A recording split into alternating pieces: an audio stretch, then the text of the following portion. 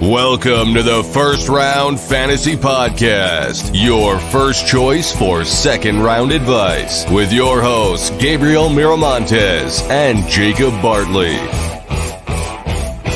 on 3rd and 7. Jefferson hauls it in. Would be Max Crosby. Touchdown, San Francisco. Welcome on into the First Round Fantasy Podcast. Second round advice. Gabriel Miramontes, Jacob Bartley, long since hidden in the mystical woods of Northern California. He has risen, folks. I told you I'm not by myself all the time. He is here with us today to bless us with his presence, and I am so thankful to have my right-hand fantasy man back in the business. Jacob Bartley, how you doing today, man? Doing good, man. Doing good. I'm excited to talk fantasy again.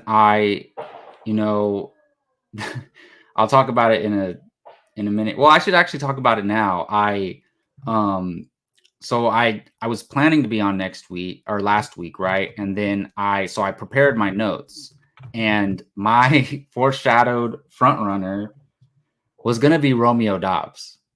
Well, you shouldn't even have said anything. Yeah, no, man. It's okay. It's okay. This is what it ties into fantasy because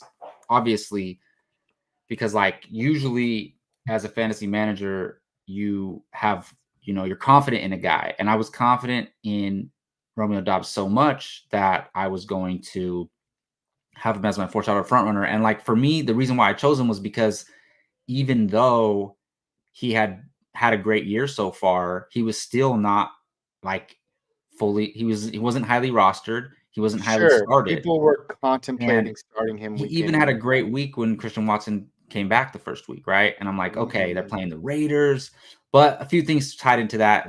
Clearly Christian Watson is the heavier targeted player, and also the Raiders defense was, especially Max Crosby. The Raiders defense was great against the Packers. I watched that whole game, but also one more thing came out of that matchup. I was playing our buddy Justin in the Rio League. And that's right. I was down by 6 points or something. I was down by 7.5 points, right?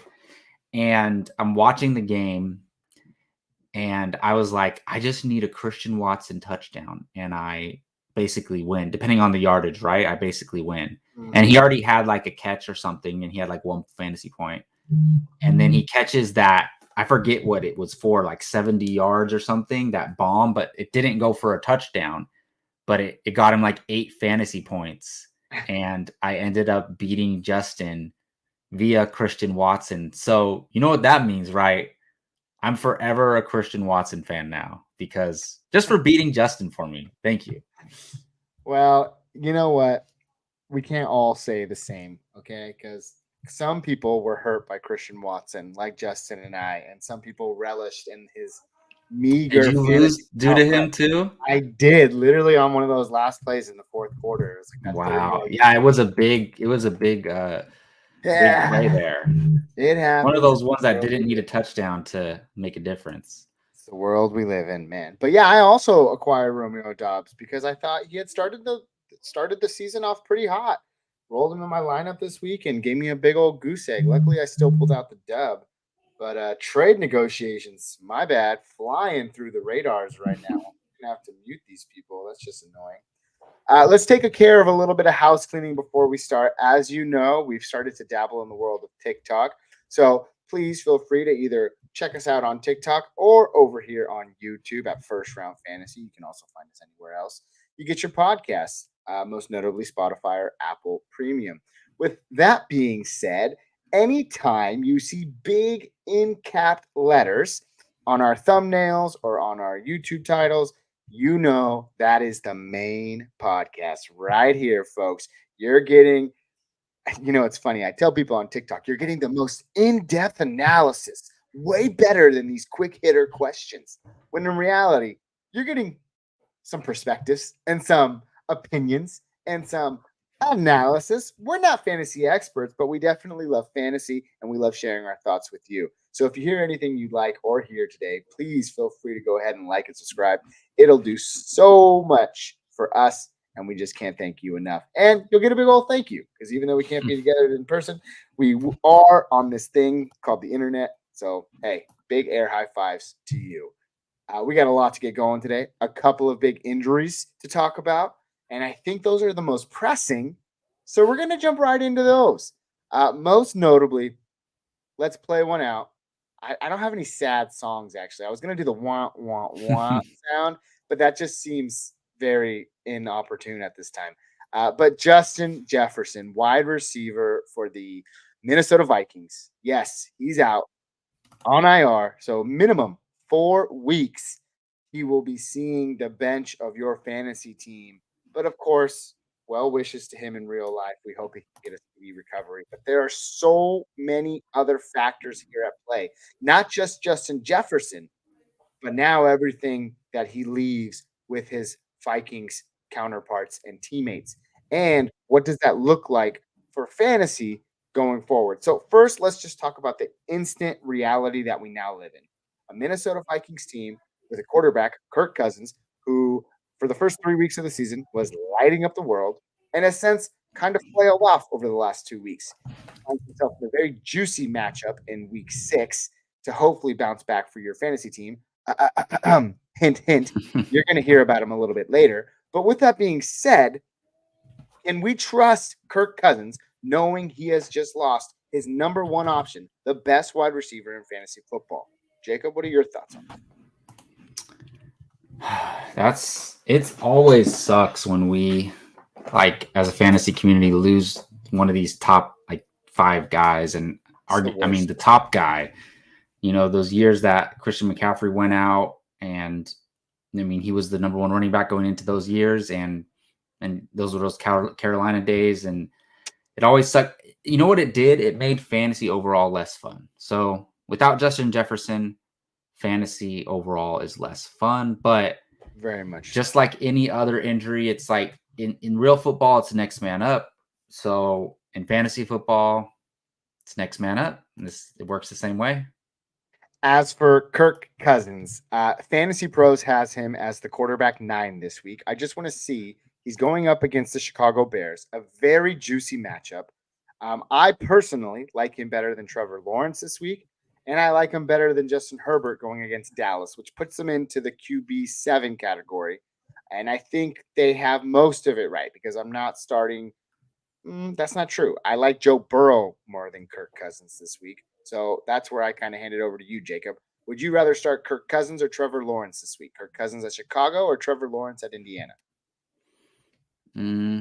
I would go Trevor Lawrence. I know that Kirk Cousins has been better, but obviously he's had Justin Jefferson all year. But I still believe in Trevor Lawrence. I think he has a bounce back game this week, and I think he'll get back on track. Like, even though they won 2 games in a row in London, their future home, probably, by the way.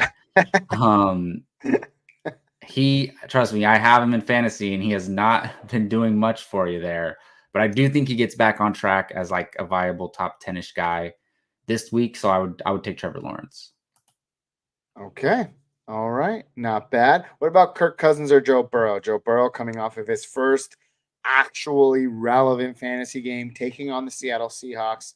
I would love to know the under and overs. I've been doing that a lot on TikTok lately, and I feel like it's so beneficial to know, just so you can kind of see the perspective of where they think this game is going. Is it going to be a stalemate grudge match, or are the balls flying literally and figuratively?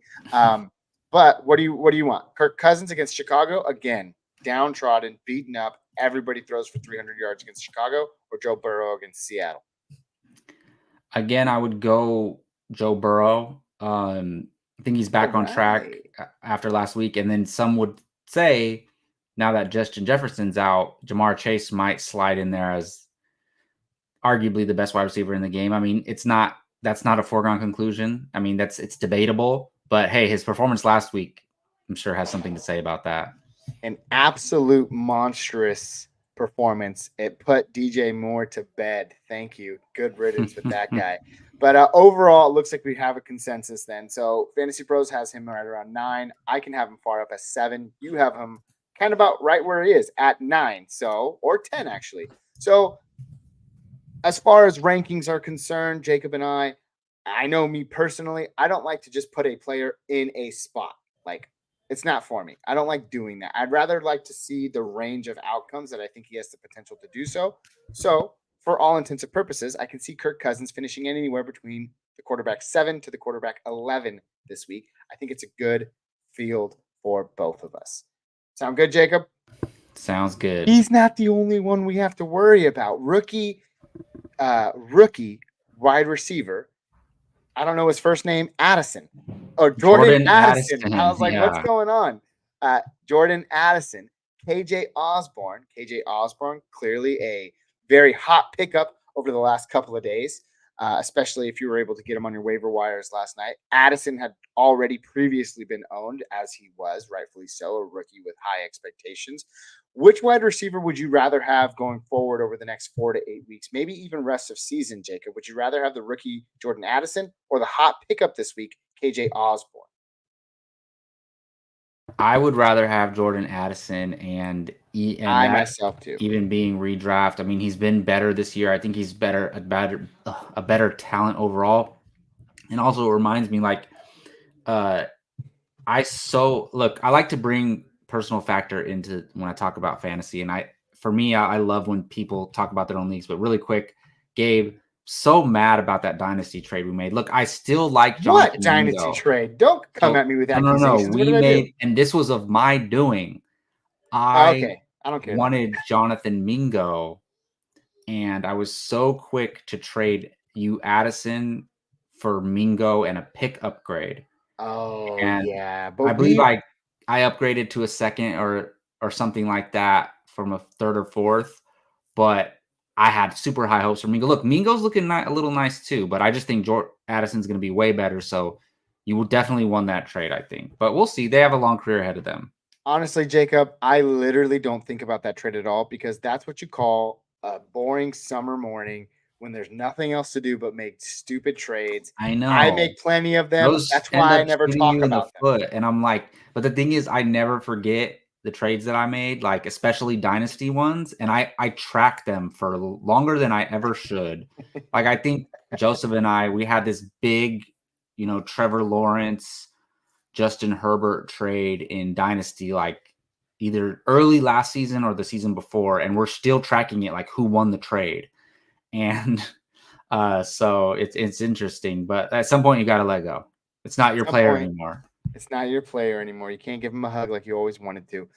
Fantasy Pros agrees, Jacob. They have Jordan Addison as the wide receiver 27 and KJ Osborne as the wide receiver 40. I don't know necessarily if Addison is ready for that wide receiver 1 role.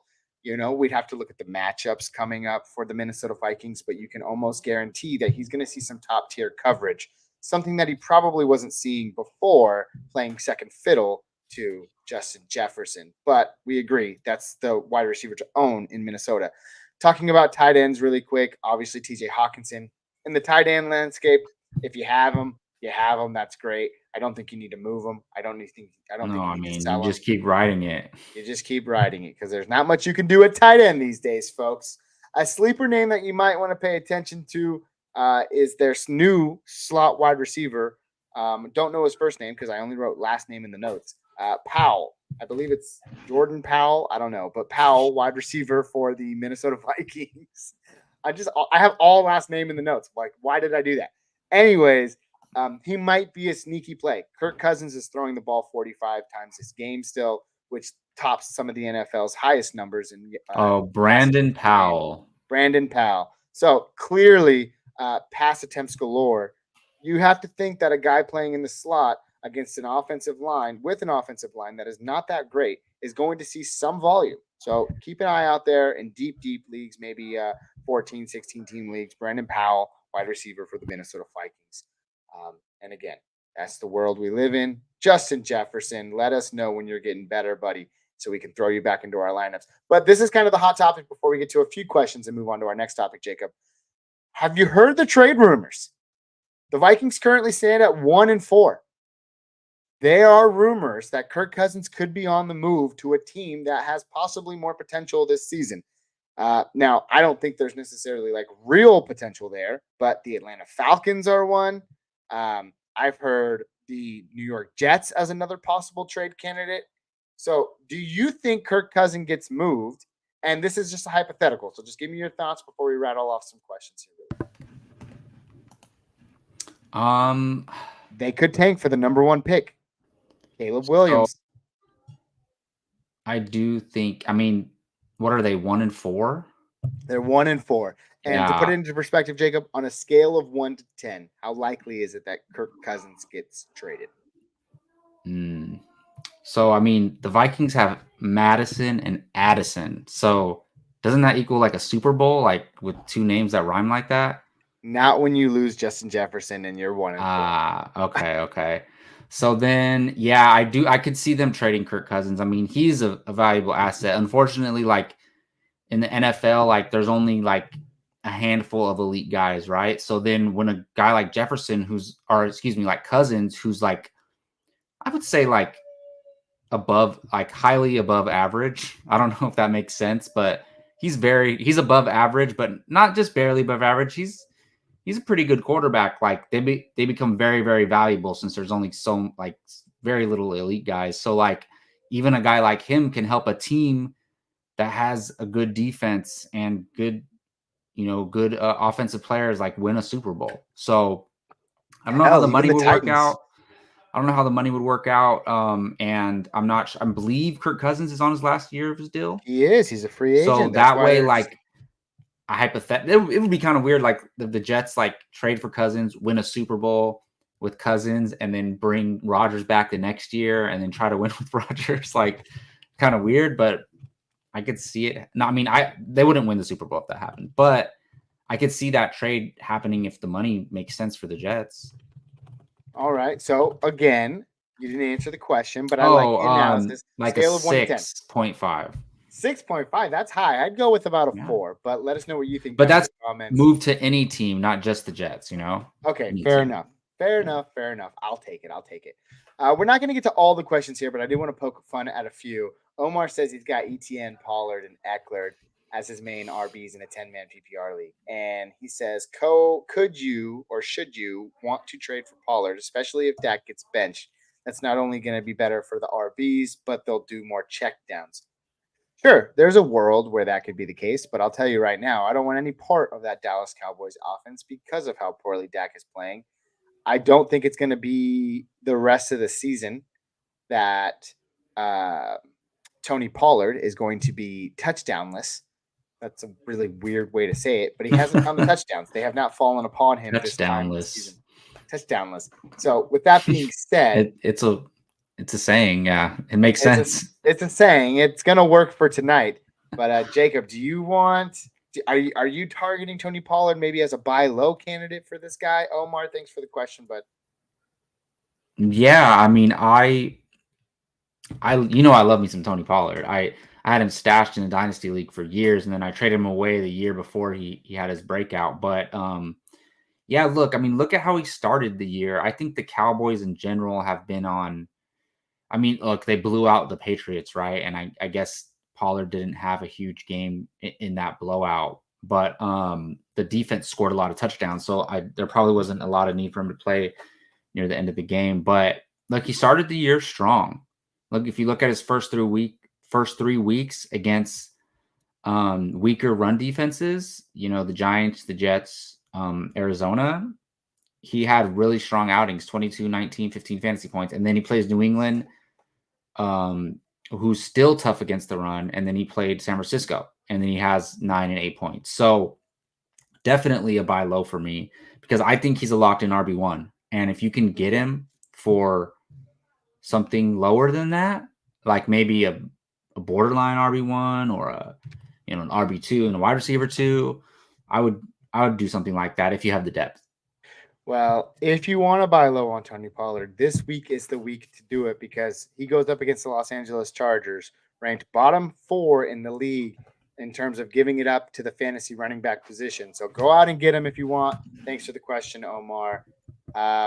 Mark Yuko says I don't know. He said something crazy. I don't even want to show that comment. He got like Justin Jefferson and CeeDee Lamb for something vicious. And it's just like, all right, man, don't show off.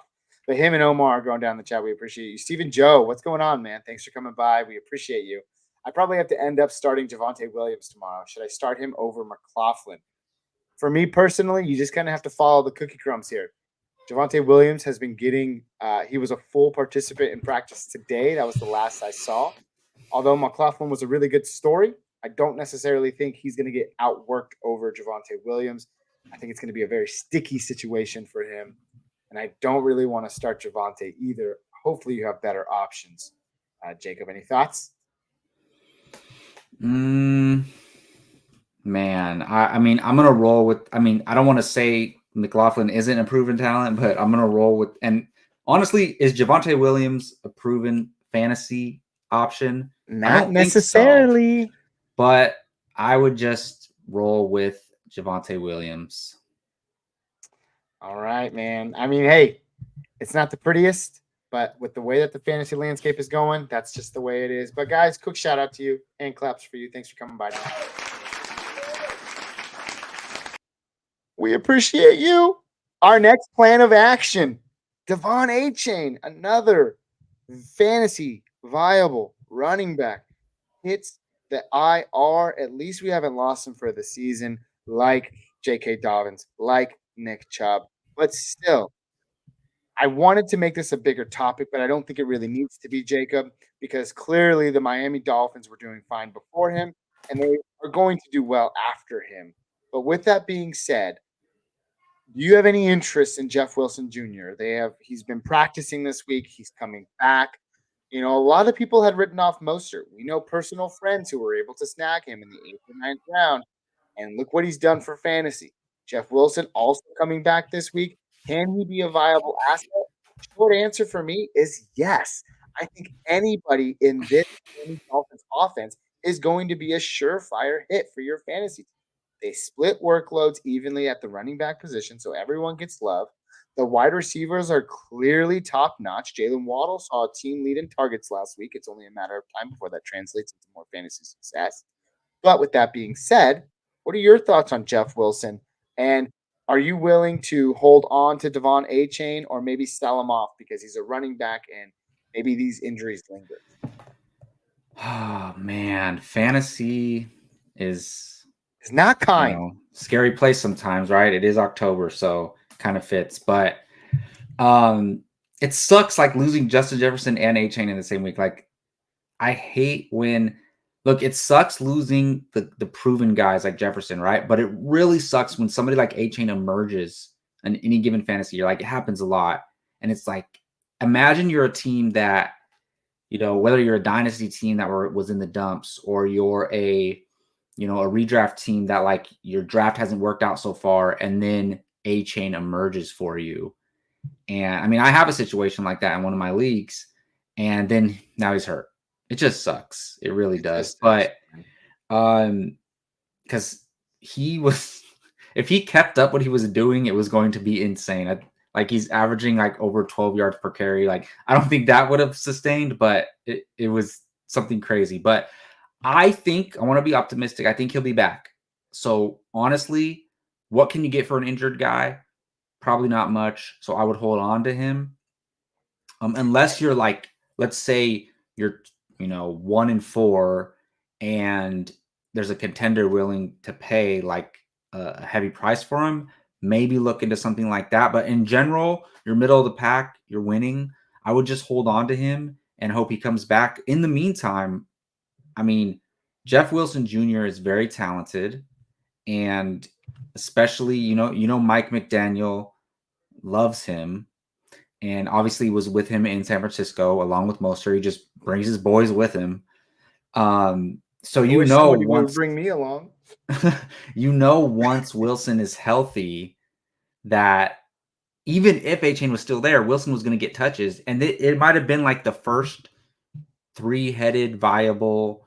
Like, we started to see like, oh dang, you can start 3 wide receivers from one offense. Like, it happened with a few offenses over the years, right? But this would have been the first offense where you could start all 3 running backs and like get something out of it. But especially like with Achane out and Jeff Wilson, he was limited in practice today. I was able to get him in a league, which I had like the 5th priority, and I was able to get him in a league.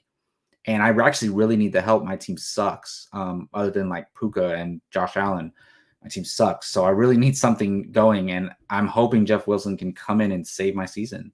And I think he can for a lot of people. Well, he couldn't come into a better situation. Achane's out for the next 4 weeks. They have Carolina this upcoming week, and they are absolutely getting destroyed on the ground. League leading worst in all categories defending the run and providing value for your fantasy running backs. So Jeff Wilson, if he plays this week, he's probably a low-end flex because obviously you have to temper expectations, but he does have fresh legs. So take a look at him if he's still out there on your waiver wire, or maybe you can buy low on the anticipation that maybe someone's not entirely too high on him going into this week's matchup because of guys like Mostert, or maybe even Salvin, whatever his name is. Salvin Ahmed. Yeah. Yes. Thank you, Jacob, for saving me from butchering names and looking like a complete douchebag on the internet. I appreciate you, sir. Clearly, I don't think this affects Tyreek Hill, Jalen Waddle. Those guys are surefire top-tier wide receivers. You're still starting Mostert, even with the knee issue. It's too much of a high-octane offense, and Tua should not be touched. He is a top 10 quarterback, clearly almost week in, week out. But with that being said, any other notes that you want to mention about the Miami Dolphins before we get moving? No, I mean, I could talk about them. They're an exciting offense, but I think Jalen Waddle's going to have better days ahead as well. Maybe Achane being out just provides more touches for him too. Not necessarily carries or anything, but just overall offensive touches. Very true, and something I did not think of. Let us know your thoughts down in the comments below. Are they going to miss the Madden-like performances of Devon Achane over there in Miami? Let us know your thoughts, and as always, we appreciate you. Let's get to a couple of comments here before we move on to someone else. Miami's defense should do better. I hope so, but they're talking about a lot of trips in there. David, what's going on, man? How are you? Let's see. I traded ETN and Connor and the 49ers D and gave up Kerryon, Ridley, and the Chiefs D. Thoughts? You got ETN. That guy's a stud muffin in a pack of one. And you got James Conner, who's going to be back in about 5 or 6 weeks. So I don't necessarily disagree with that trade. I think Kyron was a good sell. Ridley has better days ahead of him. So I don't know. But in this situation, if it's half PPR, even standard or PPR, I'd probably take the ETN side here. Jacob? 49ers defense side, duh. Yeah, no, I go the ETN side too, for sure. Okay. All right. Super CNB challenges with is that a basketball? No, it's like all 3 major American sports balls in one picture. What?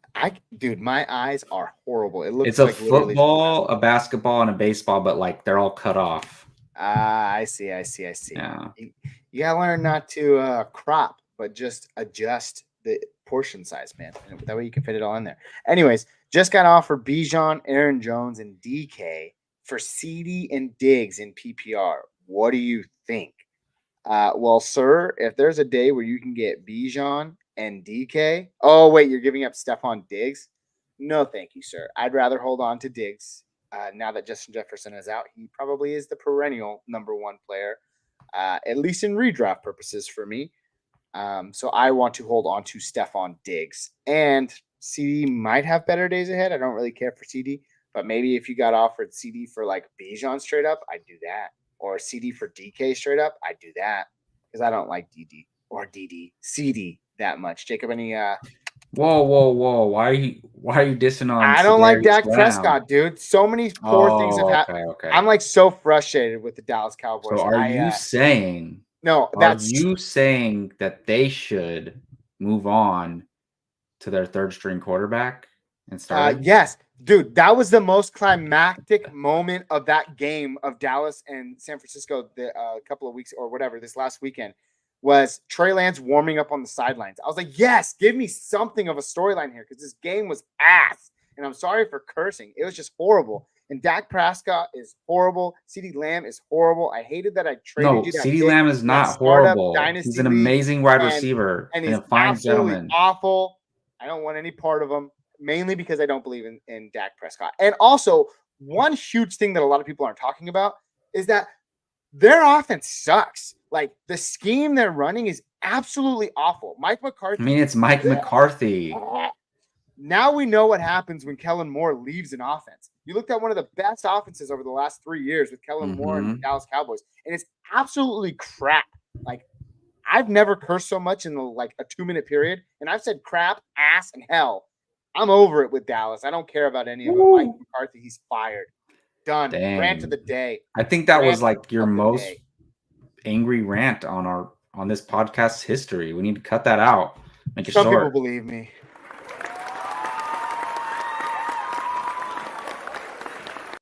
I will speak on. Let's get on to another topic before my head gets too hot and heavy. Let's go ahead and talk about, of course, the rookie phenom, Anthony Richardson. He's out. Could be 8 weeks, some reports are saying. Now, to be honest, he wasn't doing a lot in terms of keeping afloat the other Indianapolis Colts as relevant fantasy options. I mean, Michael Pittman Jr. was constantly suggested as a start or sit. Zach Moss clearly was a solid option over these last 4 weeks, and apparently Jonathan Taylor is back. But this offense now transitions over to Gardner Minshew. My start of the week is in this conversation, so I suppose I can say that right now, Jacob. Start of the week this week is going to be Josh Downs, wide receiver for the Indianapolis Colts.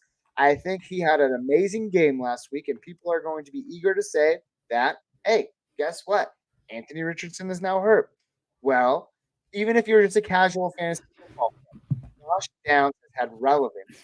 It seems like it's happened a lot because Anthony Richardson has gone down with injury a few times now throughout this season, that every time Gardner Minshew comes into play, Josh Downs has absolutely looked like a solid NFL contributor for not only the NFL and the fantasy team. Well, I think the connection is there. I think his short area targets are primed and ready for Gardner Minshew. And I just think he's going to have a field day. Again, not a lot of people are looking at him. You may be looking at him because he had a great performance just this last week. And he did most of that with Gardner Minshew in the fold, or I should say under center. So, yes, Josh Downs, Indianapolis Colts. I have him going up to Jacksonville this week at Jacksonville. That defense does not scare me too much. Not calling him a Diggs or anything, but clearly Diggs was able to make it look quite easy. So I think Josh Downs should make it look acceptable and approachable for your fantasy team. I'm starting him over guys like KJ Osborne this week, Rashee Rice, Tutu Atwell, probably Michael Thomas, Cortland Sutton, and about Drake London is where I pull the brakes. But other than that, Josh Downs, my fantasy surprise performer for week 6. And I talk about him now because, we were talking about the Indianapolis Colts, so I had to let it sling. Jacob, what are your thoughts? Oh, no, Jacob froze. While Jacob's frozen, we're going to get to Johnny D. PPR, very frustrated with how my season is going. Every week, just one player on my opponent has a crazy boom game. Johnny, welcome to fantasy. Would you also believe that I'm also the highest scoring team in my league? Ah, man, Johnny, that's just unfortunate, dude. It happens to the absolute best of us. All I got to tell you is I tell everybody this because it just helps. My very first season of fantasy, I was not the highest scoring team in my league, but I did start 0-6. I went on to win out my regular season, make the playoffs, and make it all the way to the championship game.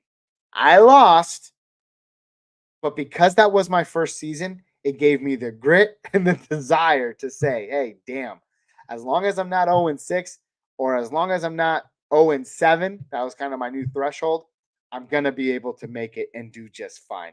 So, yes, those were my thoughts. But, man, hey, those boom games are going to come. That's just the way fantasy football is. If it really is frustrating you that much, you can always go to DFS, baby. It's really fun out there. But thanks for the comment, Johnny. I pray for you. Or if you don't like praying, positive vibes your way, my guy. Good luck to you this week. You're going for 2-4.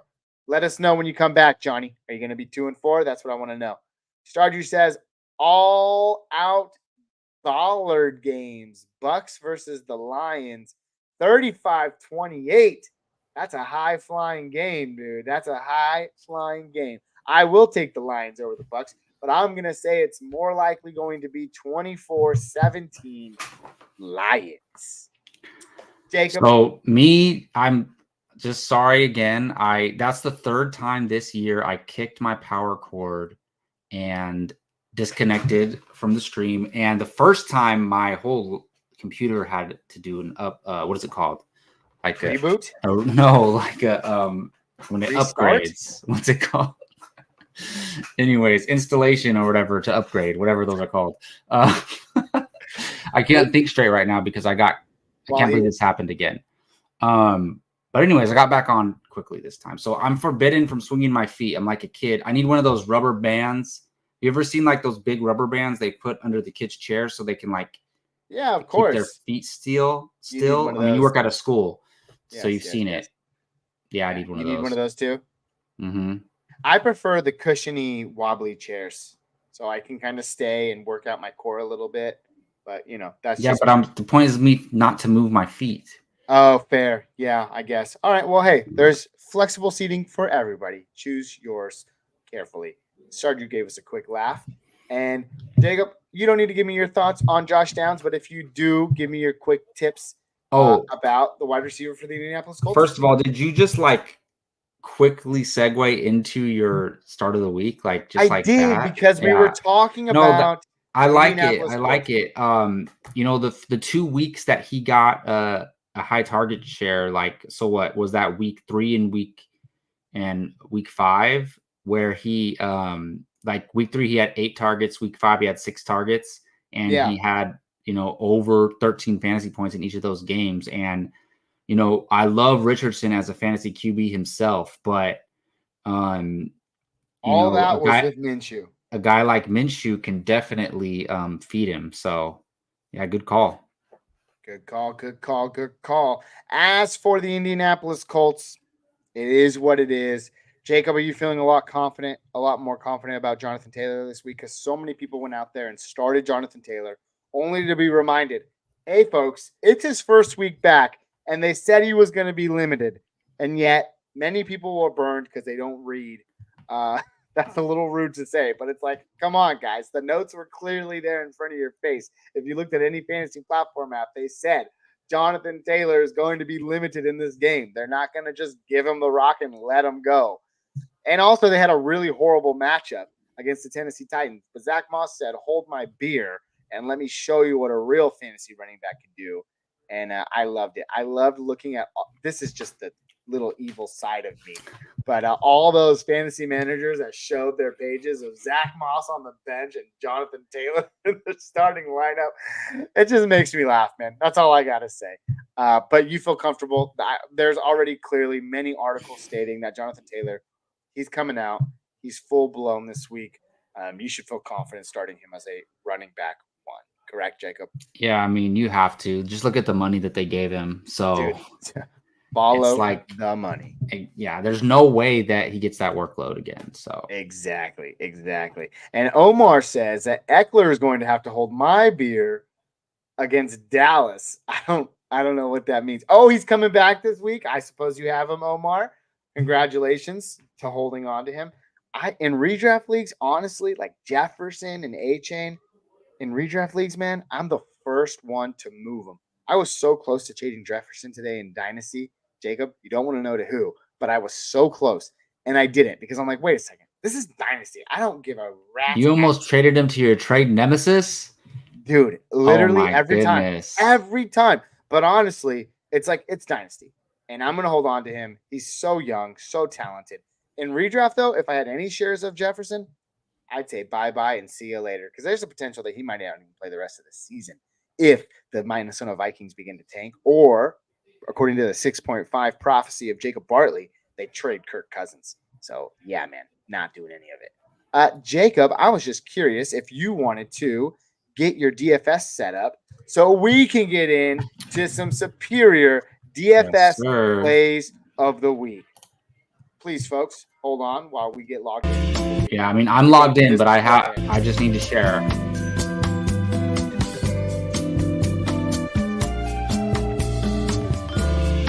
Should I go first? You should, because FanDuel is doing this silly thing where like I can't log into my account anymore, and it's like super annoying. Okay, well, I'll go ahead and start with my lineup here. Let's see. How did we do this? Oh my goodness. Jacob's just very upset that I'm frustrated today. Or not, he's not upset, but I could tell he's just trying to handle my emotions. Let's get into the DFS plays of the week, brought to you by us. First round fantasy. Let us know your thoughts down in the comments below. Jacob is up first. He is currently 3-2 against me on the year.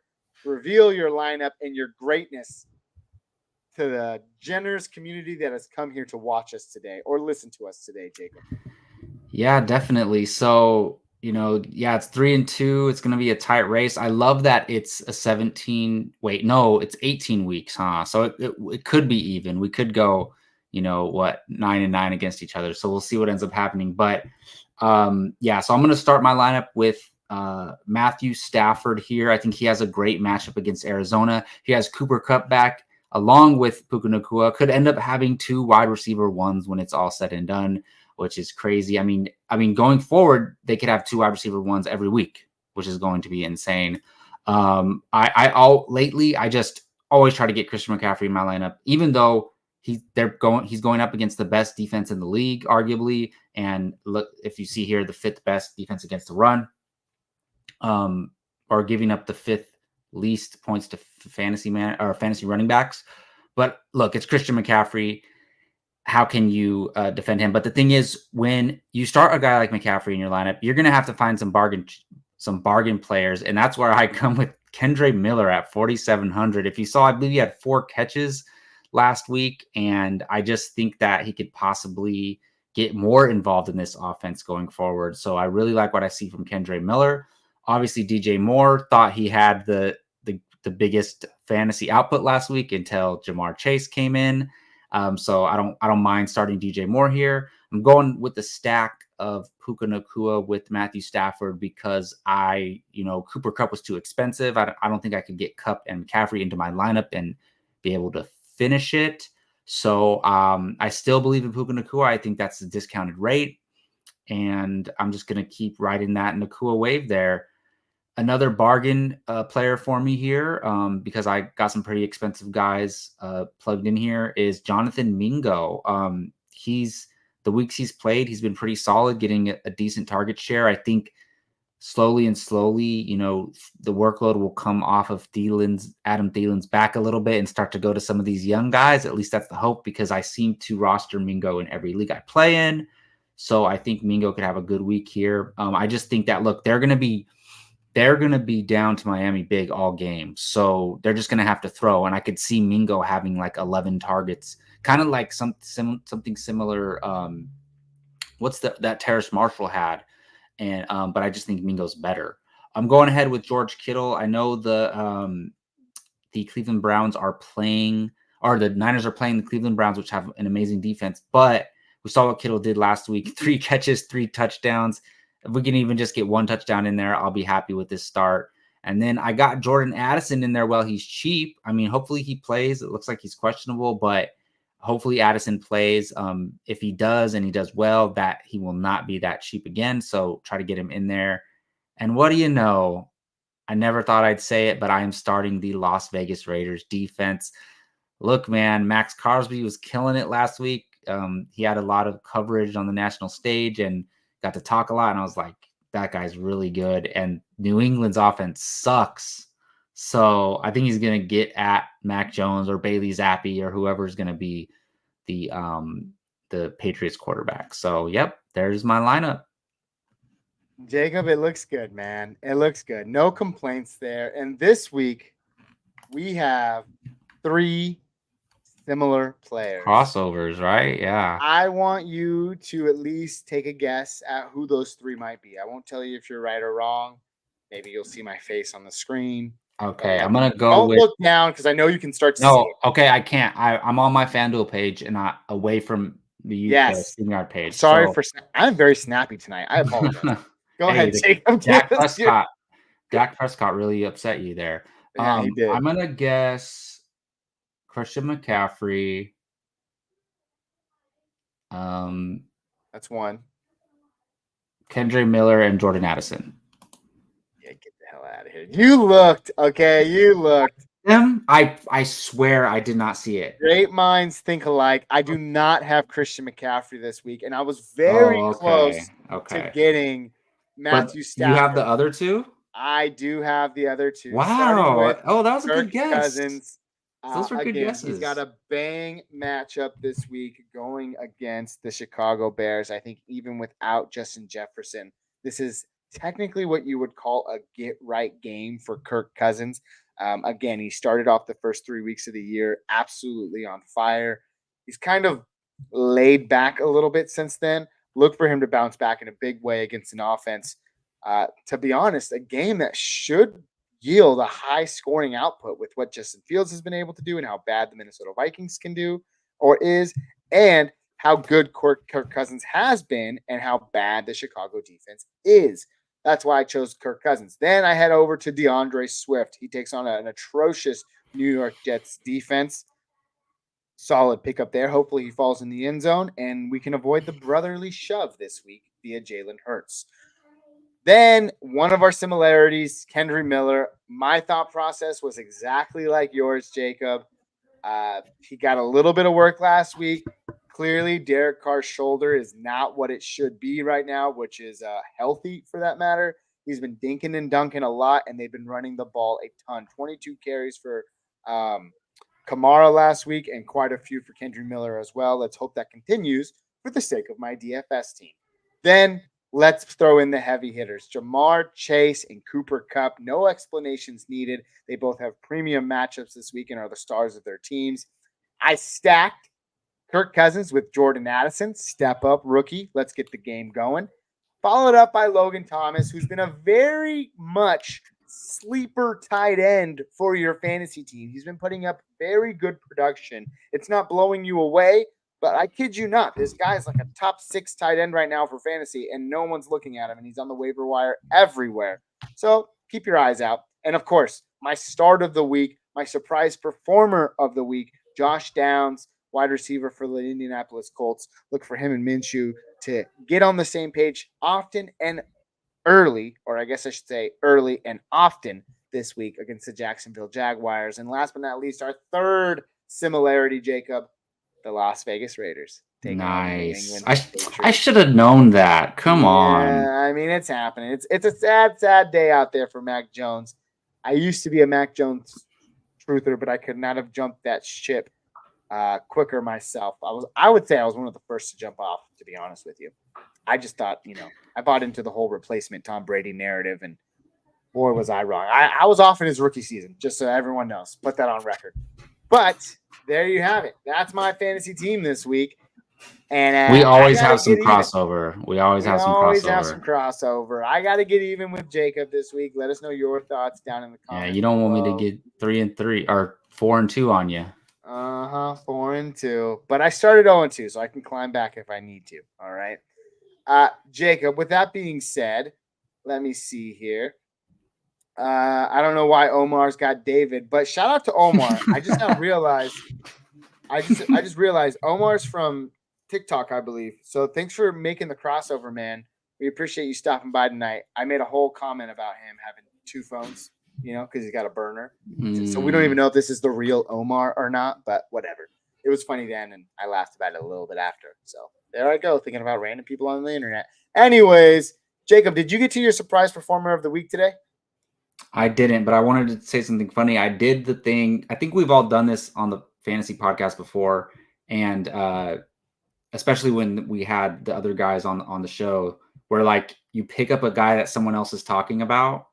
And I just wanted to say I picked up Josh Downs in a league. Just now? Because you convinced me to pick him up. So did you pick him up in pick 6? No, in Beers. Because that's the team where my lineup sucks, and I have no help, and I am like starting. I was starting Kadarius Toney like multiple weeks. Isn't that sad? Perfect segue. Perfect segue. I have not done my foreshadowed front runner, and you'll see why I said perfect segue. Go ahead, Jacob. Give it to us.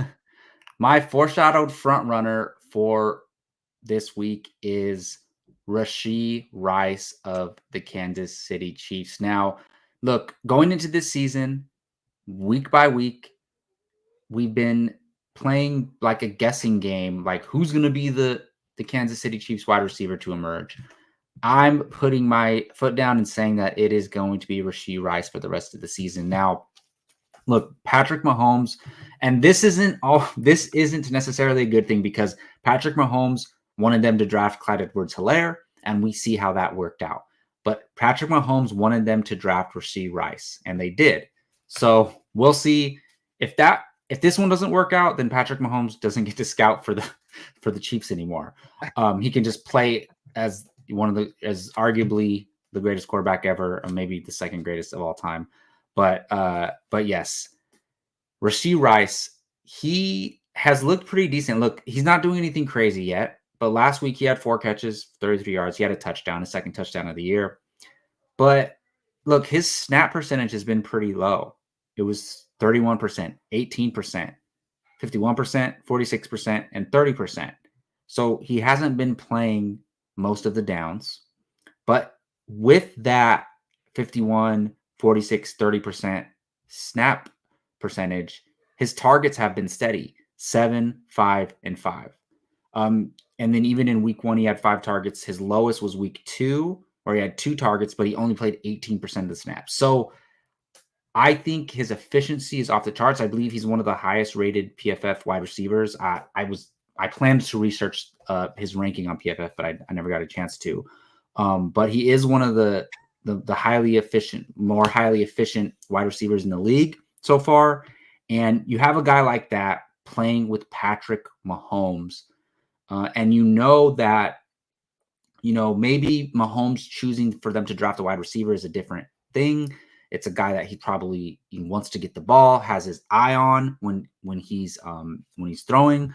So I think all things considered, as long as Rashee Rice can get a higher snap percentage, and I think it's more of like, hey, he's a rookie, he needs to earn it type of thing. I think he can definitely see the field more. And once he does, if he's getting 7, 5, and 5 targets with 50% target share or 50% snap percentage or less, then imagine if he's getting 75% of the snaps and what that target share could look like. Maybe he's getting, if he gets 8 to 10 targets from Patrick Mahomes playing at this efficiency level, going against Denver this week, which, look, we expect the Chiefs to blow out Denver, but what do we always say? They have to put points on the board first in order to blow them out, right? Mm-hmm. So how are they going to put points on the board? I think obviously some Travis Kelce, some Isaiah Pacheco, and some Rashee Rice. So that's my foreshadowed front runner for week 6. I believe in the guy. Checked all my leagues. He's already rostered. I only have him in one league, the Pick 6 league. But so a lot of smart fantasy managers in our leagues. But yes, Rashee Rice, I think he's going to be the best Kansas City wide receiver for the rest of the season and in week 6. I have him in the league where he's probably the most droppable, which is Beers, our redraft league. Jacob, all good points, and I think I'll trade him. Trade for him. Well, I do. I'm actually secret alert. There could be a trade done in minutes where I get Rashee Rice. Just letting you know. But with that being said, Omar actually partook in this conversation. He said with Rice, it really depends if Patrick Surtain, cornerback for the Denver Broncos, is covering this week. Plus, it's a divisional game, so you know how those divisional games can get really close, really grudge match, and never how we truly intend them to go because they play these teams multiple times a year and throughout the year, so it can be a really intense matchup. I get that, Omar, but to Jacob's point, remember what he said. Rashee Rice isn't even seeing the field that much. He has a really low snap share percentage. I think he's playing like 50% of snaps right now. You're probably going to see Surtain stick to one side of the field more so than shadow anyone, I would say, in this matchup, because who's really worth shadowing right now for the, the Kansas City Chiefs? And to be honest, he doesn't usually cover tight ends, but Travis Kelce, he's always in the slot sometimes. Occasionally he'll line up outside. I can see Surtain shadowing him at times in this matchup. He's going to look to shut down the best player. I don't necessarily think they are game planning for Rice, which leaves the door open for a really good game. And then again, he says he doesn't think Denver is too worried about Tony. No, exactly. Or Sky Moore, or Justin Watson, or Justin Ross, or probably even Rashee Rice. I think their primary concern right now is Travis Kelce. So they just said, again, Omar, I like how he's helping you with your segment tonight, Jacob. He says he's waiting for him to send a video of me, a video chat talking smack to me now. What? I don't know who that is. But anyways, thanks for the comments, Omar.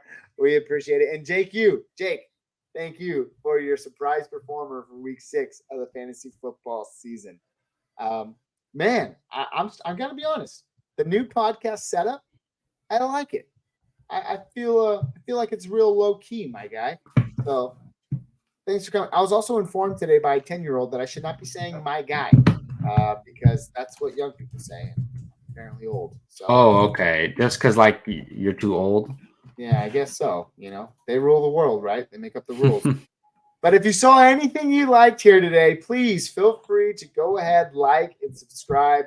We post the podcast every single week, usually Wednesday night or Thursday mornings. And we go live 3 days a week, typically on Tuesdays for the Waiver Wire show. We go live on Saturday nights. So I guess that's 2 nights a week? Apologies. 2 nights a week when you need them the most. Saturday starts sit discussions and Waiver Wire discussions are over on TikTok. And we also do them up here on YouTube as well. So come on by, stop by, say hi, leave a like or dislike, and most importantly, your thoughts. We appreciate you guys and thanks for listening. Jacob, you've been off for a couple of weeks, my guy. I said it again. So get a hot take lined up because it's your turn, buddy. I've been doing them all myself over the last couple of days, and I need some help tonight. What is your hot take for week 6 of the fantasy football season? My hot take is that people are going to need to stop sleeping on Ramondre Stevenson. He's going to have a bounce back game against the Las Vegas Raiders when Max Crosby rushes whatever quarterback's going to be playing at the time. They're going to dump it off to Ramondre Stevenson. He's going to have like 8 catches for like 40 yards though. And he's going to ball out and be a top 10 running back. And I think that's a very hot take. Ramondre Stevenson, a top 10 running back this week. Oh, extremely hot and extremely not going to happen. Peace.